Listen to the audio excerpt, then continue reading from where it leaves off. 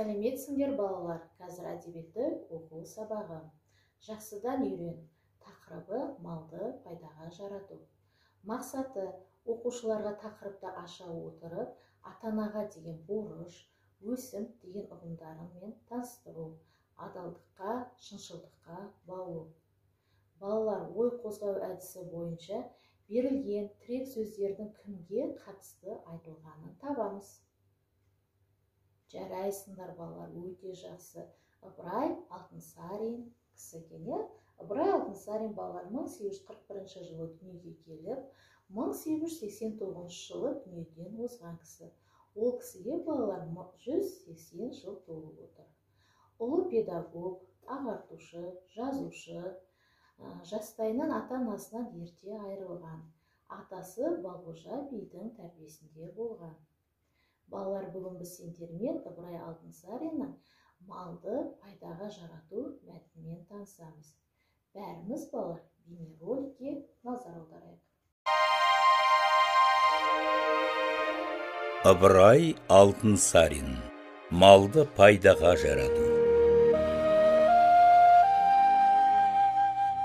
Бір үйші жұмысымен көп мал тауып тұрса да, сонша азбен қанағат етіп, аз жұмсап тұрады екен. Бір күні көршісі одан, осы сен бай бола тұрып, малыңды қай жаққа жібересің? Көзге түсетін еш нәрсен көрінбейді деп сұрапты. Сонда үйші, тапқан малымның бір бөлімімен борышымды өтеймін, бір бөлімін өсімге беремін дейді.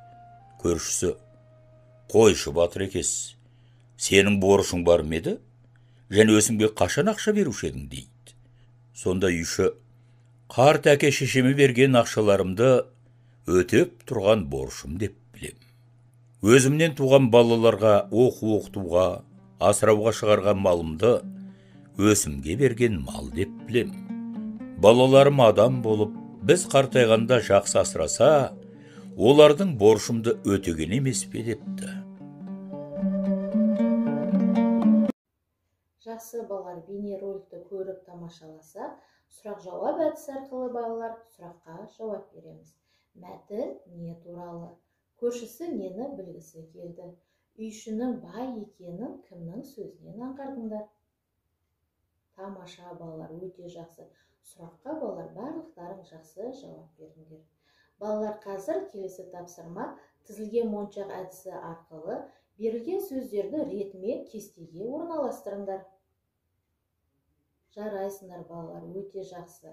Яғни бірінші тапқан мал, пайдаға жарату, борыш ата-ана, өсім балалар. Сендерде де осылай орындалды деп ойлаймын. Жарайсыңдар балалар.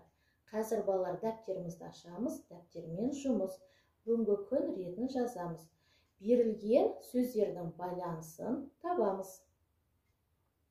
Жарайсыңдар балалар. Яғни мұнда борыш, парыз, міндет, өсім, көбею және пайыз. Жарайсыңдар балалар. Қолымыз талып кішкене шаршап қалса, балалар, сергіту сәтін орындап жіберейік. Жақсы балалар. Балалар, ата-анамызға өз борышымызды қайтару үшін, балаларымызға өсім қалдыру үшін адал еңбек етуіміз керек. Бір-бірімізге адал дос бола білулеріміз керек. Шыншыл болуымыз керек. Сендер адал елдің ұрпағы болып, жемқорлықтан аулақ болуларың керек. Қазір балалар осы бойынша бейнеролик көріп тамашалаймыз. Абзал есімді баласы бар екен. Ол бала өз бетінше талаптанып шаһар медресесіндегі ұстаздан дәріс алып тұрады екен. Ненің арам, ненің адал екенін әбден үйреніп алады. Бір жағынан ата-анасының да айтқанынан шықпайтын тіл алғыш, адал, көркем мінезді ұл болып өседі. Бұл бейшара өз нәпақасын өзі тауып ата-анасына көмектессін деген ойымен оны қасына көмекші етіп алады. Ерінбей жалықпай етікшіліктің бар қыр-сырын үйретеді. Бала бір күні етікшінің етік жамағанда үнемі жібін түймейтіндігін байқап қалыпты.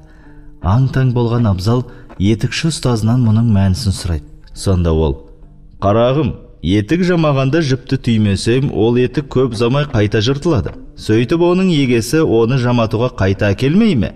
сөйтіп маған жұмыс, бала-шағама нан табылады, депті. Сонда Абзал медреседен алған ізгілік сабақтарын есіне түсіріп үлгереді. Ағатай, бұл күнә ғой. Адам кәсібіне адал болуы керек емес пе? Етікші бұл сөзге аса құлақ аспай, адалдық адамға нан болмайды ғой, деп жауап бере салады. Бала ұстазымен одан ары сөз таластырып жатпайды. Өйткені ол үлкендердің алдында әдеп сақтау жақсы баланың қылығы екен медреседен оқып біліп алған еді. Күндердің күнінде бала етікшілік кәсіпті ұстазынан кем білмейтін дәрежеге жеткен соң өз бетінше етік тігуге кірісіпті. Бірақ та ол етік жамағанда жіпті түйіп тігеді екен. Арада көп уақыт өтпей-ақ шаһар халқы ісін ұқыпты істейтін етікші туралы естіп, жұрттың барлығы соған етік жамататын болыпты. Ал оның ұстазына етік тіктіруге адамдар мүлде келмей қойыпты. Сонда ұстазы мұның мәнісін білмек болып шәкіртінен сұрағанда ол: кімде-кім өз ісін адал атқарса, әлбетте Аллах тағала оның адал еңбегіне береке береді.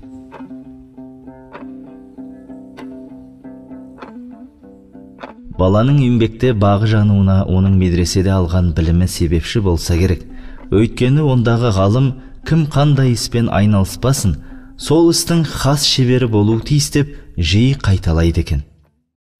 Жарайсыңдар балалар, бейнероликті көріп тамашаласақ, қазір бекроним әдісі бойынша адалдық сөзінен бірнеше сөз шығарамыз.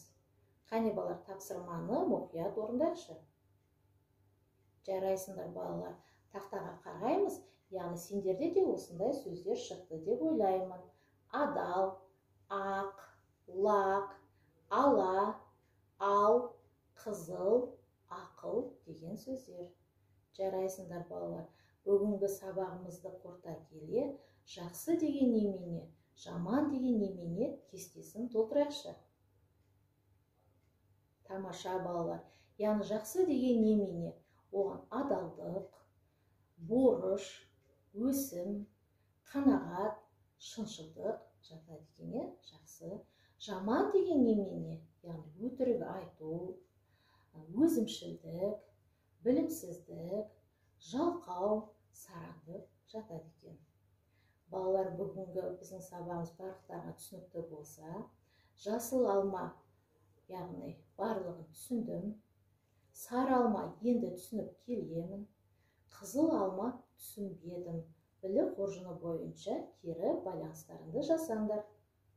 Сабағымыз балалар аяқталды. Сау болыңдар.